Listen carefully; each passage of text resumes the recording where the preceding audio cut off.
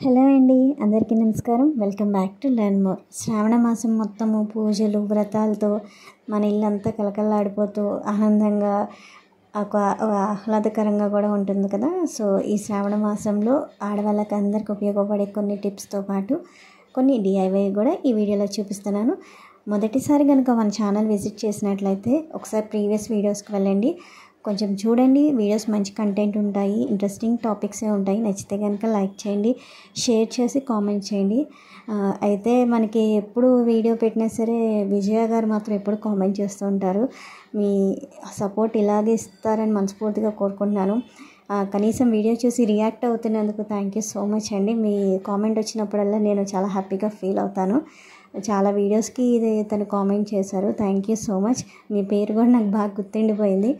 So ఏదైనా అభిప్రాయం కనుక, ఏదైనా కొంచెము లేకపోతే ఏదైనా ఒక సలహా కానీ ఏది ఉన్నా సరే నాకు కామెంట్ చేయడం మాత్రం మర్చిపోకండి. నాకు కొంచెం మోటివేషన్గా ఉండిద్ది. అలాగే నేను ఏదైనా మిస్టేక్స్ చేస్తే రెక్టిఫై చేసుకోవడానికి నాకు అవకాశం ఉండిద్ది అనమాట. సో వీడియో అయితే స్టార్ట్ చేద్దాము. ఈరోజు అయితే నేను పూజ చేసుకున్నానండి. శ్రావణ మాసంలో మనకి శ్రావణ సోమవారాలు, శ్రావణ మంగళవారాలు, శ్రావణ శుక్రవారాలు కూడా ఇంకా మనకి పూజలతో నిండిపోతుంటాయి కదా. సో నేను ఇంట్లో అయితే పూజ చేసుకొని మొత్తం ధూపం మొత్తం వేసుకున్నాను. సో ఇంట్లో కొంచెము పూజ చేయగానే ఒక పాజిటివ్ వైబ్రేషన్స్ అనేది ఉంటాయి కదా. అందులో మా ఇద్దరు పిల్లలు స్కూల్కి వెళ్ళిపోవడం వల్ల ఇల్లంతా సైలెంట్గా ఉంటుంది. సో పొద్దున పూట పూజ 10 లోపే అయిపోతుంది. నాకు కొంచెము అంటే క్యారేజెస్ అవి కట్టడం వల్ల ఎర్లీగా లేచినా సరే ఒక్కొక్కసారి అవ్వట్లేదు, పిల్లలు స్కూల్కి రెడీ చేయడం వల్ల. కానీ ఏ టైంకి 10 లోపు చేసినా సరే కొంచెం పాజిటివ్ వైబ్రేషన్స్గా, పాజిటివ్నెస్గా ఉంది, కొంచెం ప్రశాంతంగా ఉందన్నమాట. సో పూజ చేసుకున్నాక ఒక చిన్న వీడియో క్లిప్ అయితే తీశాను. మనకి వీడియోలో పెడితే గుర్తుగా ఉండిద్ది, అలాగే కొంచెము ఎప్పుడైనా చూసినప్పుడు కూడా ఆనందంగా ఉంది కదా, అందుకని తీశాను. సో ఈరోజు అయితే ఇంకా పిల్లలు వెళ్ళిపోయాక కొన్ని పనులు అయితే చేసుకున్నానండి ఇంట్లో. సో ఇవాళ ఏంటంటే టిఫిన్కి ఆల్రెడీ పొద్దున పిల్లలకి ఉప్మా చేసి పెట్టేశాను. అయితే రాత్రి నేను ప్రోటీన్ దోసకని ఇలా నానబెట్టాను అనమాట. పెసలు, శనగలు, తర్వాత కొంచెము మెంతులు, ఇంకా బియ్యం వేసి ప్రోటీన్ దోశలాగా నానబెట్టాను. ఎప్పుడైనా మనకి టిఫిన్ అంటే మినపప్పు నానబెట్టడం మర్చిపోయినా, లేకపోతే అట్లు ఇడ్లీలు కాకుండా పిల్లలు సాధారణంగా శనగలన్నా ఇలాంటివి తినరండి, తక్కువ. అది సపరేట్గా ఉడకబెట్టిస్తే చిన్నపిల్లలు అయితే అసలు తినరు, పెద్దవాళ్ళైనా కొంచెం మరిచి పెట్టచ్చు. కానీ చిన్నపిల్లలు, మా వాళ్ళు అయితే అస్సలు ముట్టుకోరు అనమాట. ఉడకబెట్టి తాలింపు వేసి ఇచ్చినా సరే తినరు. సో అలాంటప్పుడు నేను ఏం చేస్తానంటే ఇలా శనగలు అలాంటివన్నీ ఉన్నప్పుడు ఇలా ప్రోటీన్ దోశ కింద చేస్తాను. వీక్లీ 2 times 3 times చేస్తానండి. సో ఎక్కువ ఇడ్లీ అట్లే కాదు, అప్పుడప్పుడు ఇలాంటివి చేసినా కూడా వాళ్ళకి కొంచెం ఏంటంటే ఏదో ఒక రకంగా మనకి ప్రోటీన్ అనేది వాళ్ళకి వెళ్ళిద్ది కదా. సో పప్పు ఎలాగో చేస్తాము ఇంట్లో. నేనైతే రోజు ఇంట్లో మాకు పప్పు ఉండిద్ది, ఆకుకూర పప్పు ఏదో ఒకటి కొద్దిగా అయినా చేసి పిల్లలకి క్యారేజీకి పెడతానమాట. సో అయితే ఇంకా ప్రోటీన్ దోసకని వేసేసి ఇంకా నేను కూడా కొంచెము 2 అట్లు వేసుకొని తినేసాను. సో ఇవాళ మార్నింగే నా పని ఎర్లీగా అయిపోయింది. ఇంకా పూజ చేసుకుందామని మొత్తం నా వర్క్ అంతా త్వరగా కంప్లీట్ చేశాను. ఈ శ్రావణ మాసం కదండి, ఎప్పుడైనా సరే పూజ కోసమని బీరువా తీసినప్పుడు చీరలు మొత్తము గందరగోళం అయిపోయినాయి అనమాట. సో నాకు ఉండేదే, నేను చీరలు తక్కువ కొంటాను, ఎందుకంటే డ్రెస్సెస్ ఎక్కువ కొంటా. చీరలు మేనేజ్ చేయడం నాకు అంతగా రాదు, ఎక్కువసేపు కట్టుకొని ఉండలేను కాబట్టి తక్కువ కొంటాను. సో ఉన్న చీరలు కూడా ఎప్పుడైనా పూజ కోసమని పట్టు చీర ఏదైనా తీసినప్పుడు ఏంటంటే మొత్తం గందరగోళం అయిపోయింది. సరే ఎలాగో మనకి ఇవాళ పని లేదు కదా అని సర్దుకుంటూ అలాగే ఒక వీడియో క్లిప్ కూడా తీశాను. ఇంటా మొత్తం చీరలు చూసి ఏదో షాప్ పెడుతున్నానేమో అనుకోకండి. సో వీడియో క్లిప్ కూడా తీశాను. అందులో కూడా మీకు ఉపయోగపడే చిన్న చిన్న టిప్స్ అనేది చెప్తాను. సో చీర ఫోల్డింగ్ అనేది నాకు చాలా ఇంట్రెస్ట్ అనమాట. ఫోల్డింగ్ చాలామంది రకరకాలుగా పెడతారు, నేను చాలా వీడియోస్ చేశానండి దీని మీద. ఎన్ని చీరలు ఉన్నా సరే మనం ఈజీ ఫోల్డింగ్తో నేను చూపిస్తున్నాను కదా వీడియోలో, మీకు క్లారిటీగా కనిపించింది. సో చాలామంది ఏంటంటే అడ్డంగా పెట్టి ఫోల్డ్ చేస్తారు కదా. సో అలా కాకుండా ఈసారి ఇట్లా ట్రై చేయండి. ఈ ఫోల్డింగ్ వల్ల మనము బీరువాలో కానీ ర్యాక్స్ కానీ ఎన్ని శారీస్ అయినా దాదాపు ఒక 30 to 50 వరకు పట్టచ్చు. సో పట్టు చీరలు అయితే కొంచెం మనం ఇలా పెడతాం కాబట్టి 20 అలా పెడతాయి అనమాట. సో మొత్తం చీరలన్నీ ఫోల్డ్ చేసేసి ఇవి పట్టు చీరలు అనమాట పైన.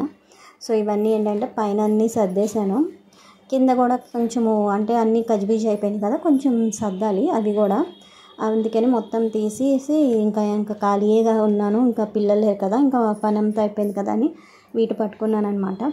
ఇంకా ఈ శ్రావణ మాసం పూజలు, అందులో కార్తీక మాసం వచ్చిందంటే ఇంకా రోజు పూజలు చేస్తూ ఉంటాం కదా. అప్పుడు మరి ఇంకా చీరలని అవన్నీ తీస్తూ ఉంటాము, మళ్ళీ గజిబిజి అయిపోతూ ఉంటాయి అన్నమాట. సో అందుకని ఎప్పుడైనా ఖాళీగా ఉన్నప్పుడు ఏం చేస్తానంటే నేను ఇలా సర్దుకుంటూ ఉంటాను. రోజు సర్దడం అంటే అవ్వదు కదండి, మనం రోజు ఎక్కడ సర్దుకుంటాం చెప్పండి. బీరువాల్లో కూడా ఇంక రోజు సర్దుకోవాలంటే మనకి ఒకటి ఓసిడి ఉండాలి, లేదా మనకి ఖాళీగా అయినా ఉండాలన్నమాట. అందుకని నాకు ఎలాగో ఓసిడి అయితే లేదు, కానీ ఎప్పుడైనా కొంచెం ఖాళీ ఉన్న టైంలో మాత్రము ఇట్లాగా మొత్తము తీసి నాకు కావాల్సినవన్నీ తీసి సర్దుకుంటూ ఉంటాను. అలానే పనులన్నీ ఒకే రోజు పెట్టుకున్నా మనకి ఎప్పుడైనా అలసిపోయి మనకి ఆరోగ్యం బాగోలేదనుకోండి, మనకి చేసేవాళ్ళు ఎవరు ఉండరు, ఇంకా మన పనులు మనమే, మన తిప్పలు మనమే పడాలన్నమాట. సో అందుకని నాకు ఎప్పుడైనా ఖాళీగా ఉన్నప్పుడు ఇలా సర్దుతూ ఉంటాను నాకు కావాల్సిన అవసరమైనవి. ఇంకా పట్టు చీరలతో పాటు కింద రెగ్యులర్ వేర్ శారీస్ కూడా ఉన్నాయి. అంటే ఎప్పుడైనా అకేషనల్గా నేను చీరలు కట్టడమే తక్కువ, సో ఆ కట్టేవి కూడా అకేషనల్గా కట్టేవి కూడా ఇంకా తక్కువ. ఎప్పుడైనా ఇంట్లో ఏదైనా శుక్రవారం పూజ చేసుకోవడానికి అలాంటివి కడతాను. ఇంకా ఏదైనా ఫంక్షన్స్కి వెళ్ళిన చీరలు చాలా తక్కువ, డ్రెస్సెసే కొనుక్కుంటాను అనమాట. సో అందుకని నా చీరలు ఎక్కువ ఉండవు, ఉన్నాయి కూడా ఇంకా నీట్గా సర్దేశాను. చాలామంది ఏంటంటే బీరువాలో కలర్ ఉండలు ఉంటాయి కదా, నాప్తనిల్ బాల్స్ అంటాము, అవి చాలామంది వేస్తారు. నేనైతే అసలు ఆల్మోస్ట్ అవి వేయడం మానేసి కొన్ని ఇయర్స్ అయింది. స్టార్టింగ్లో అయితే వేసేదాన్ని, ఎప్పుడైనా పెళ్ళైన కొత్తలో మనకి అప్పుడు దాని మీద అంత అవగాహన లేక, కానీ నేను అవి మానేశాను. మనకి చీరలైనా పాడవకూడదు, పట్టు చీరలైనా పాడవకూడదు, లేకపోతే ఎప్పుడైనా సరే బీరువా ఓపెన్ చేయగానే ఒక మంచి స్మెల్ రావాలంటే చాలామంది లవంగాయలు అలాంటివి పెడుతూ ఉంటారు. దాంతోపాటు ఈరోజు నేను చెప్పే టిప్ కూడా ఫాలో అండి. నాప్తనిల్ బాల్స్ అనేది మీరు పెట్టినా వేస్ట్, అవి కరిగిపోయాక దాని స్మెల్ అనేది పోయిద్ది. ఇంకా నార్మల్గా ఎలాగా చీరలు మనం ఎప్పుడో ఒకప్పుడు తీసే బీరువా కదా, స్మెల్ కూడా మనకి ఎక్కువ ఉండదన్నమాట. నాప్తనిల్ బాల్స్ బదులు ఈ టిప్ అనేది ట్రై చేయండి. మొత్తము చీరలు అయితే సర్దేశాను.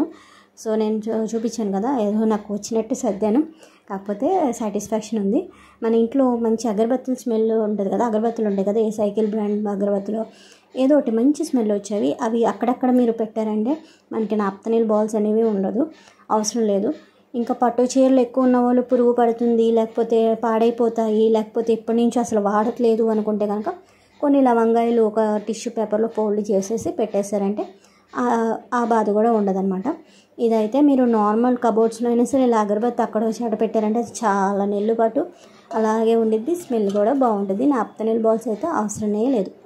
అండ్ ఇంకా ఈరోజు డిఐవై చేస్తున్నాను. మొన్న షార్ట్ పెట్టాను కానీ దానికి వ్యూస్ రాలేదండి, కాకపోతే బాగుంది, ఉపయోగపడుద్ది కదా అని చేసా. ఏంటంటే మన ఇంట్లో స్టీల్ ప్లేట్స్ అనేవి ఉండిపోతాయి కదా, అవి స్టీల్ ప్లేట్స్ మనం ఏం చేస్తామంటే ఇంట్లో స్టీల్ ప్లేట్స్ ఎక్కువ నేను అమ్మేయడమో లేకపోతే ఎవరికైనా ఇచ్చడమో చేస్తాం కదా. సో అలా కాకుండా నా దగ్గర కొన్ని కలర్స్ ఉంటే ఒకటి ఎనామిల్ పెయింట్ వేసేసి వైట్ కలరు, మిగతాది కొన్ని కలర్స్తో ఇలా డిఐవై చేసి కొంచెం మన హోమ్ డెకరేషన్గా అంటించుకోవచ్చు అనమాట. సో ఈరోజు వీడియో ఇదేనండి. నచ్చితే కనుక లైక్ చేయండి, షేర్ చేయండి, అలాగే సబ్స్క్రైబ్ అవ్వడం మాత్రం మర్చిపోకండి, కామెంట్ చేయండి. Thank you so much for watching.